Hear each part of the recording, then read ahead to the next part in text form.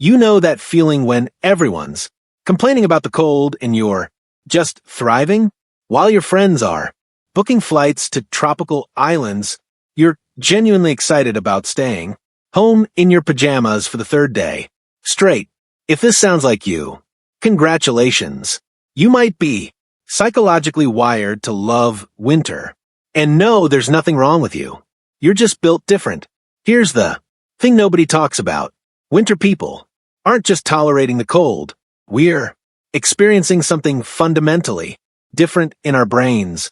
And science actually backs this up. So, today, we're diving into why some of us genuinely love the season that makes everyone else miserable, because trust me, there's a lot more going on here than just liking sweaters. Let's start with the most obvious question.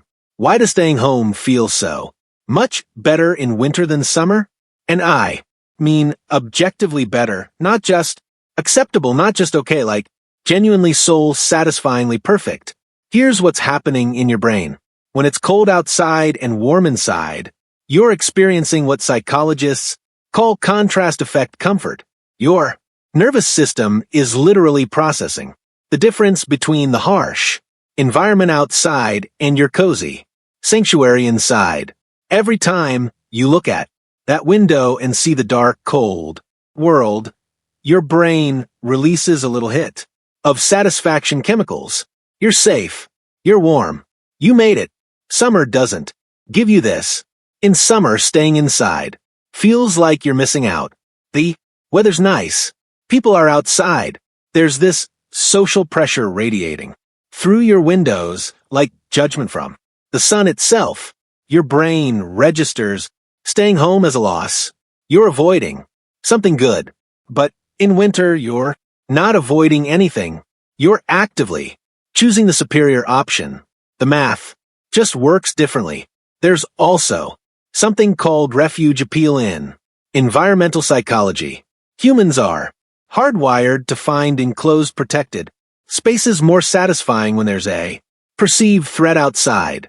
And, evolutionarily speaking, winter was a threat. So, when you're bundled up at home while it's freezing outside, you're not being lazy.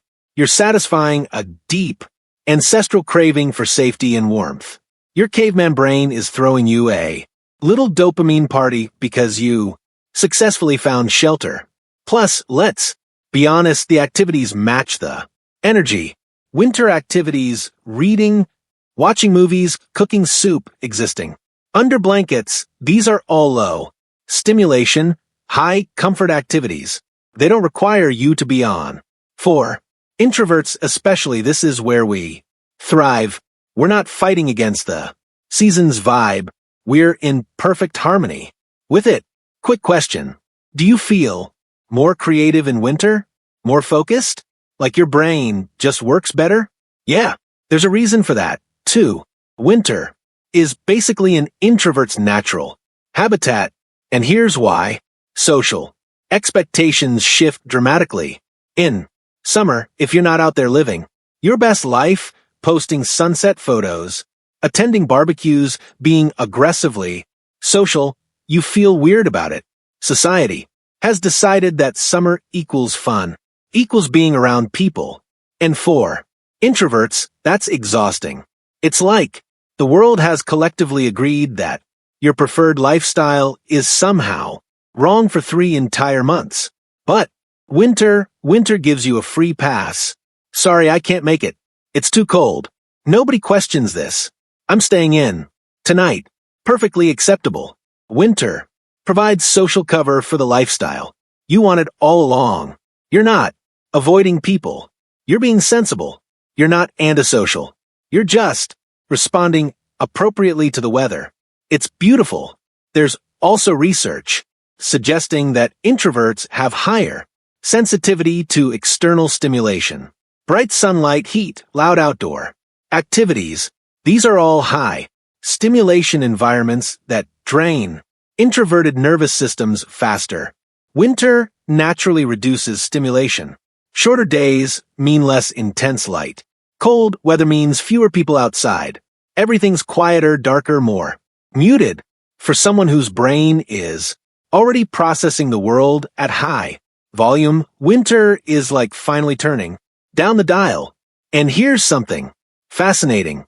Studies show that people actually focus better in cooler environments. There's an optimal temperature range for cognitive performance, and it's cooler than you think, around 65 to 70 degrees Fahrenheit. In winter, you're more likely to hit that sweet spot. Your brain isn't expending energy trying to cool you down, so it can dedicate more resources to actual thinking. This is why you might notice you read more in winter, or finally finish that project you've been putting off. Okay, controversial take. The darkness is actually good. Hear me out. We're all told that winter darkness is this terrible thing that causes seasonal depression and makes everyone miserable. And yes, seasonal affective disorder is real and affects about 5% of people seriously. But for the rest of us, especially winter lovers, something else is happening. Early darkness creates natural boundaries. When the sun sets at 4:30 p.m., your day has a clear endpoint. There's no guilt about winding down early because your circadian rhythm is literally telling you it's evening. Compare this to summer when it's still light at 9 p.m. and you feel like you should be doing something, being productive, maximizing the day.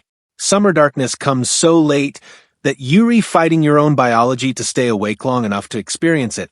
Winter darkness also creates what researchers call temporal compression. Your perception of time changes. Days feel more contained, more manageable.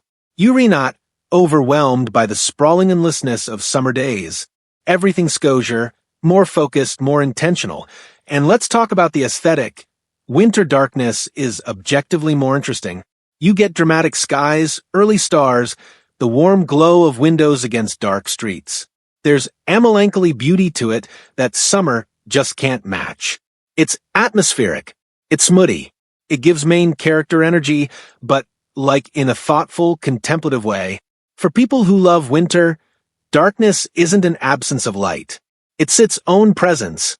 It's a feature, not a bug. Here's maybe the deepest reason people love winter. They give us permission to rest. Modern society has completely rejected the concept of seasonality. We're supposed to maintain the same energy, productivity, and social output all year round. But that's not how humans evolved. For thousands of years, winter was a time off conservation.